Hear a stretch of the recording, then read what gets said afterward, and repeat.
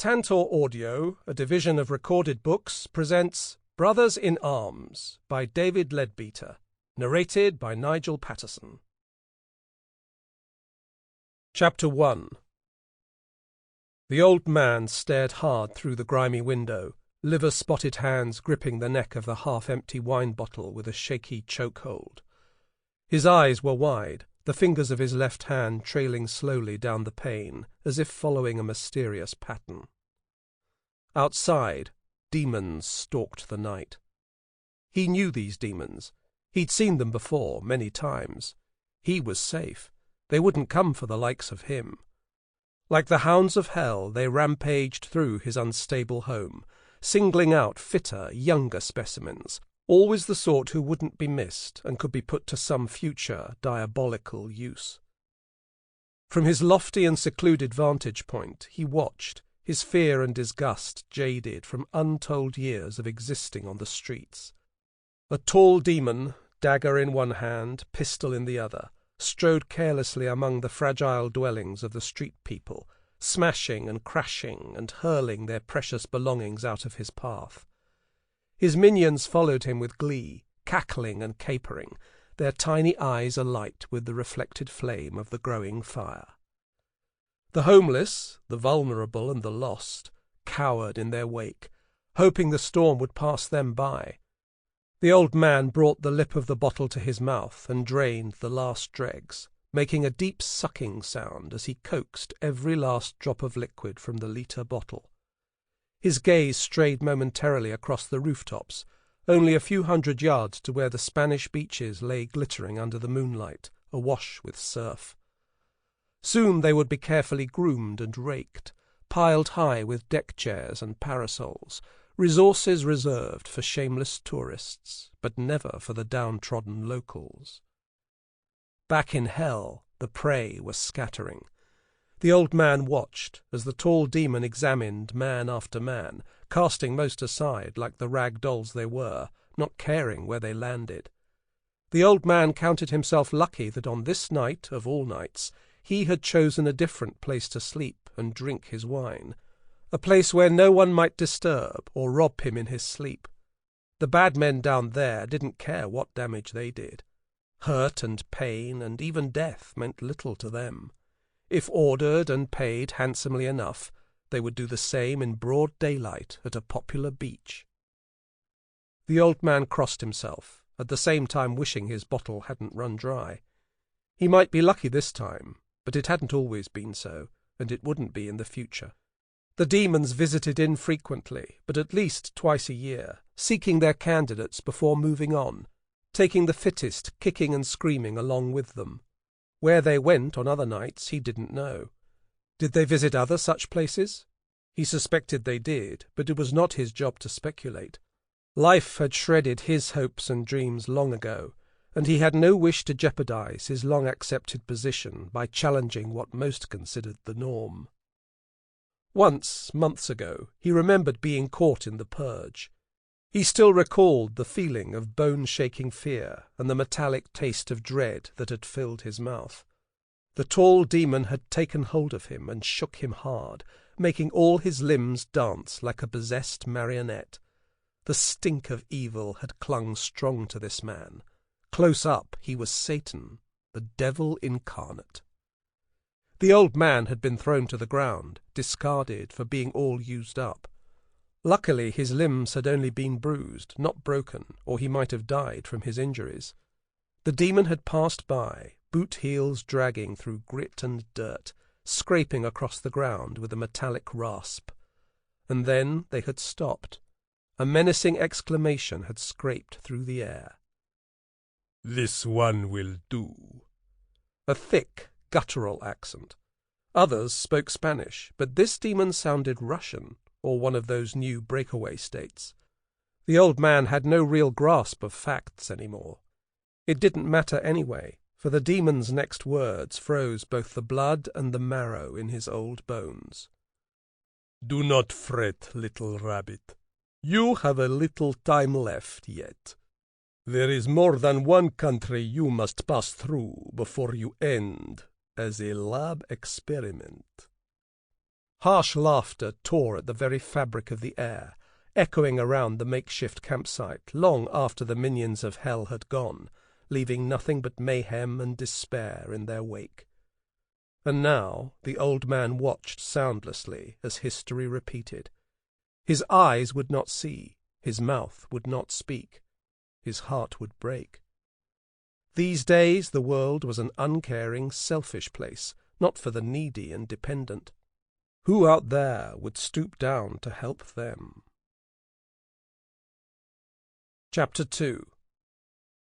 Homeland Security HQ is located in the Nebraska Avenue complex in Washington, D.C. Though not thought of as a primary port of call for intelligence alerts, it is nevertheless heavily concerned with terrorist threats, both domestic and abroad. On January 14, 2013, it received a message that, whilst surprising and urgent, had no one screaming or reaching for the panic button, not like they would be in a little over a week. The message originated out of Asia, somewhere off the coast of Korea. Speculation was that it came from one of the deserted islands out there. The body of the message, though short, was ultimately stunning. Our warship returned to the curious island I previously spoke of today. This time I was allowed to disembark and go ashore. Saw everything unexpected. A vast, well-equipped lab, bodies of European descent, and worse, experimentation. Many weapons, American-made, state-of-the-art, some futuristic. And one other thing, the briefest mention of a possible target. U.S. Senator James Turner. It came from a Japanese agent named Dai Hibiki, a man who had been deep undercover with the Koreans for many years. This man was buried so deep that it had been rumoured several times that he'd been turned, or murdered. His messages were few and far between, so any contact from him was given the highest priority. It was routed through a Japanese intelligence agency to Homeland, and then immediately to a small covert agency because of a recent agreement between the Japanese and American governments. The small covert agency was brand new and had a big new name, Special Response and Recon. Some of its members had taken to calling it SPEAR for short. The new agency was in its infancy, still seeking agreements with some governments. The Swedes were playing Major League hardball, and even the British were proving surprisingly prickly. Something to do with an unresolved matter concerning an SAS base that didn't exist on European soil. Other agencies, like the Japanese, who were quick to sign an agreement, were more than likely playing for an angle. Offices had been rented, cleaned, and furnished on tree-lined Nebraska Avenue, Washington, D.C., with park views on one side and a university campus on the other to help promote a relaxed ambience. The space was large and roomy, but would take a long time to feel comfortable.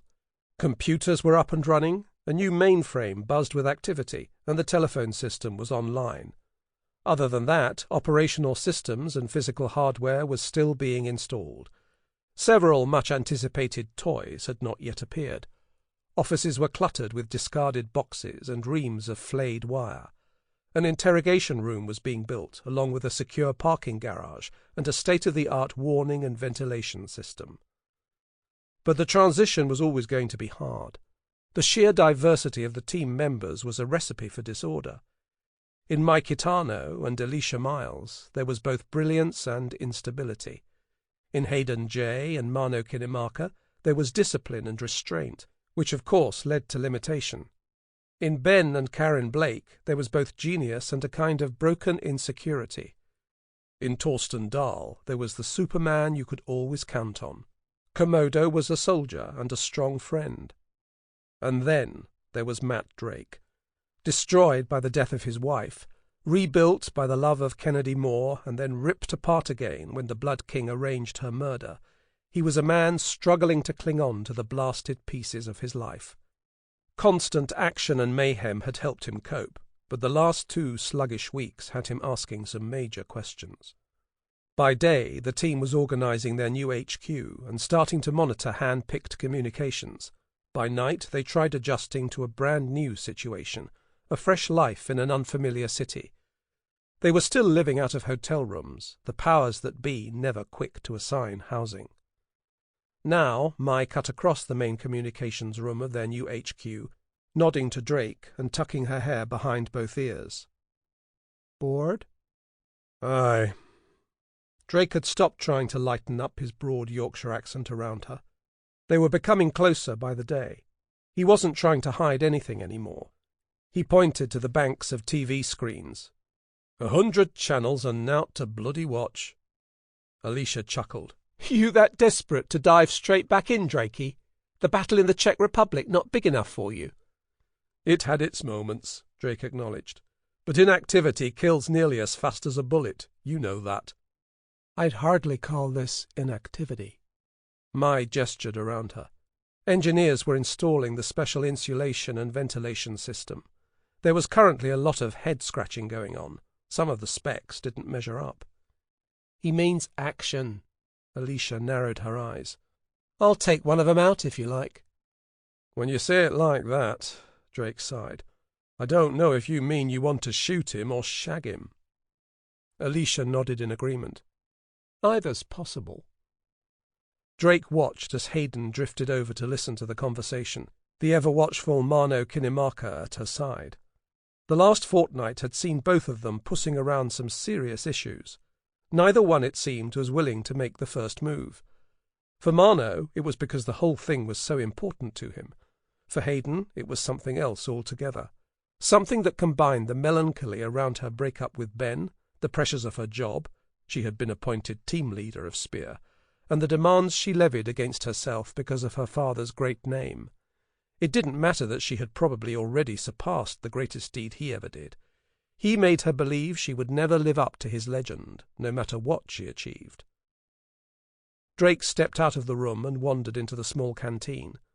Komodo, in addition to being a remarkable warrior and Karin's sensitive boyfriend, had also proven to be a kick-ass cook and coffee connoisseur. He'd already saved them from starvation more times than Drake could remember with his quick culinary genius. Komodo squeezed the garlic press as Drake entered. The Englishman took a whiff. "Smells lovely." Komodo blinked. "It's just spagball, man." "To you, maybe." Alicia had walked in behind him. "But after weeks of field rations that taste like Odin's arse, I'll tell you, Trevor, your sweet fare tastes divine." Komodo shook his head at her.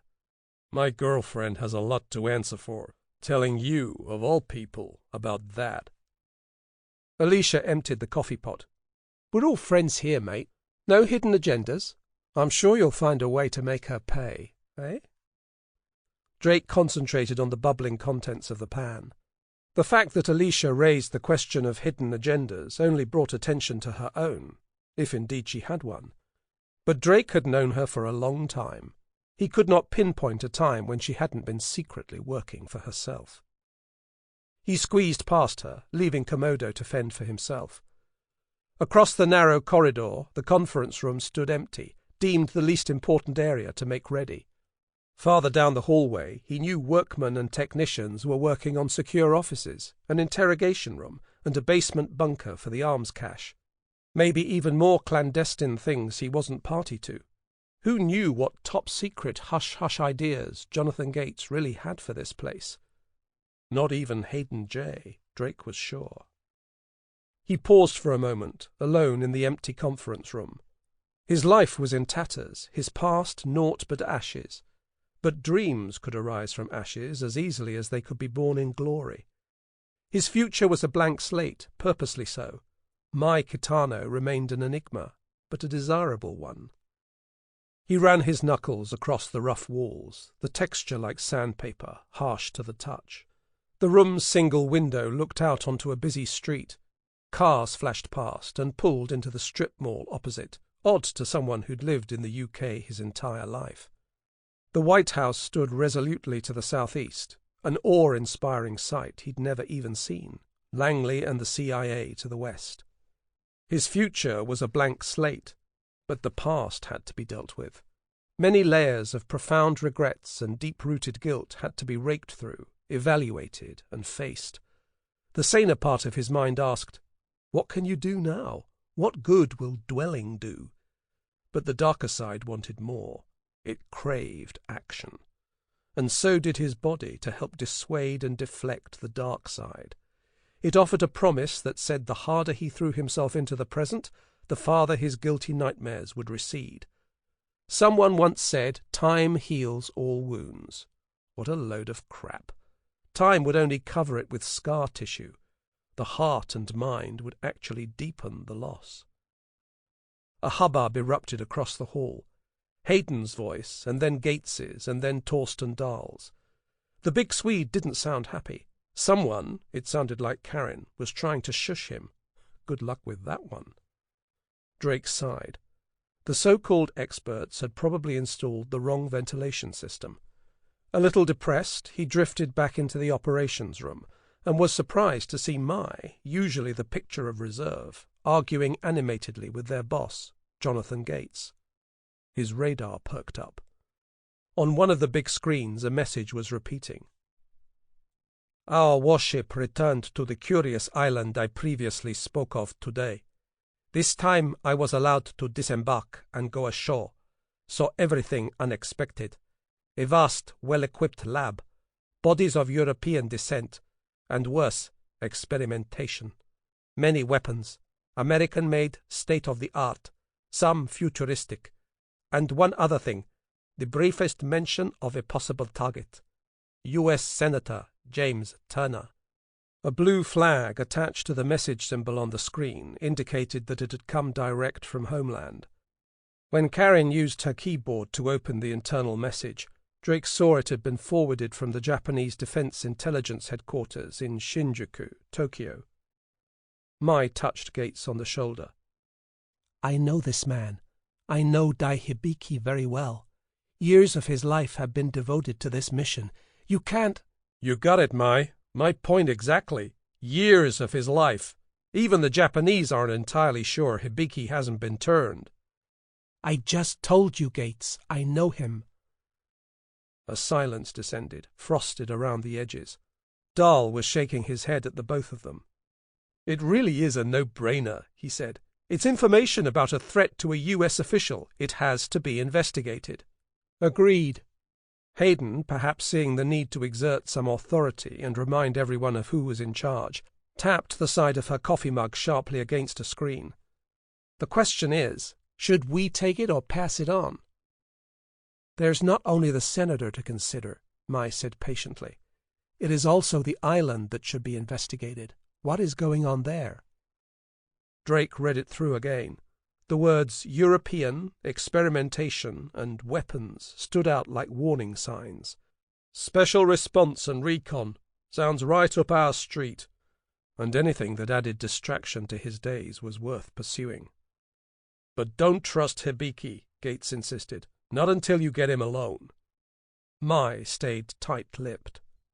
Hayden allowed a half-smile to form on her lips. "New team, new mission, new rules. We respond, we don't initiate. We're recon, not assault. And we're official now, so keep it above the law." "And if you can't," Alicia piped up, "make sure no one ever finds the bastards." "There are people who want this team to fail," Gates told them seriously. "Rivals on the Hill. I could name 2 without thinking. I'm just not sure yet how far they're willing to go." Drake understood, but it was combat, not politics, that concerned him. "You take care of them. We," he indicated the big screen, "will take care of this." Hayden stepped in quickly.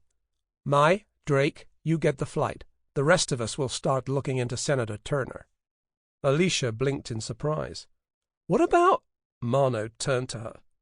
"I think you're classed with the rest of us." Alicia turned on him. "Really, Mano? Really? You're taking the piss after all I learned about you in that bar?" The Hawaiian grunted and held his hands up. Truth be told, he couldn't remember telling her anything the night they, along with Belmonte, spent drinking and spinning yarns as the Austrian night gave way to the red dawn of what might be their deaths. For one of them it had been, but Belmonte had gone down fighting. Kinemaka stayed cautious. "Well, we won't exactly be baking cakes here in D.C. Alicia shot a glance at Komodo.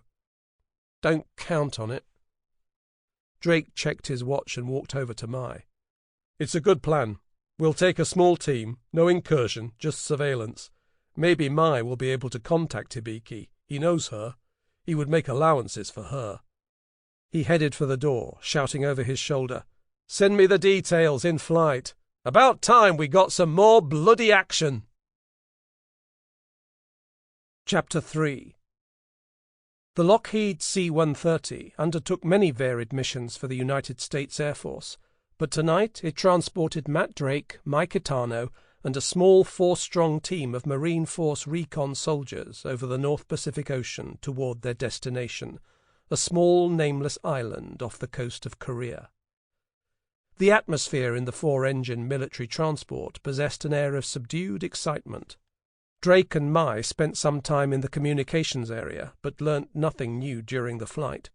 The team back home had begun investigations, but with necessary discretion, a directive from Gates. And not Drake's way. Nor was it anyone else's way, but they were legal now, and their benefactor, Gates, was being observed from all angles. Back in the main seating area, the 4 Marines sat around, idly chatting. These men were at ease, but still nothing escaped them. When Drake and Mai returned, their leader, a man called Romero, sat up. "All well?" "Could be better," Drake grumbled. "Problems back home?" Drake blinked and stared. At first he'd assumed the soldier meant back home in York, and was about to tell the grunt to mind his own friggin' business, but then realized the reference was to the HQ. Christ, he thought, gotta stop mixing business with pleasure. And then Mai touched his arm, her presence and her contact immediately shattering even that small resolution. "Yeah," he said, "senators get death threats every day. It's going to take a miracle to convince him to lay low even for a couple of days." "Maybe it's just that, a threat." Romero shoved his square-jawed face forward, testing the room. Mai strode toward him. "You think a Japanese agent who managed to dig himself in so deep with the Koreans would surface for no good reason, Romero?" "I guess not." The American backed down. "But we'll be sure to find out. We're all on the same team here, miss."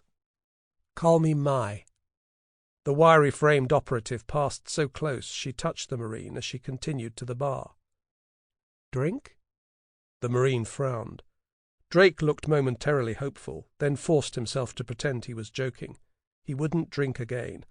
Those nights spent in Hawaii in a drunken stupor, hunting down the Blood King's men, still sat with him as a low point of his life. No way he wanted to go back to that. He watched Mai pour herself a straight whiskey and knock it back. The Marines regarded her warily. No doubt they knew something of her past and prowess, but they could never guess even half her story. Drake knew it all. They had been lovers once, inseparable, all their secrets laid bare. It would only take some chance lighting of the touch paper to kindle the spark and make it all happen again. But was it too soon? Recent events were still raw. New revelations were cruel and new enough to cause constrictions in his chest. A shout rang out through the cabin. 30 minutes to target." Drake collected himself. The plan was to fly over southern Japan and get as close to the unidentified island as they could without arousing any Korean suspicions. Then the team would deploy amphibious craft and the airplane would head back to Japan. The return journey was, as ever, somewhat ambiguous. "Wouldn't have it any other way," Romero had said, grinning when he heard. Drake had smiled. Romero had passed the first test. The other 3 members of Romero's crew, Smith, Wardell, and Matthews, now stood up and began final checks. Drake strapped weapons and gear around his body, hefting the parachute and making sure the Gore-Tex jumpsuit was secure. After a few minutes, everyone turned and checked their partners. Drake knelt on a seat and pressed his face to a window, trying to peer through the midnight murk that blanked out most of the East China Sea. Heavy, dark swells undulated below him like the monstrous body of some mythic sea serpent. Romero was at their back. "Don't worry," he grinned. "We've done this before." At that moment there was a flash and an ear-splitting roar the like of which even Drake had never heard. The aircraft lurched.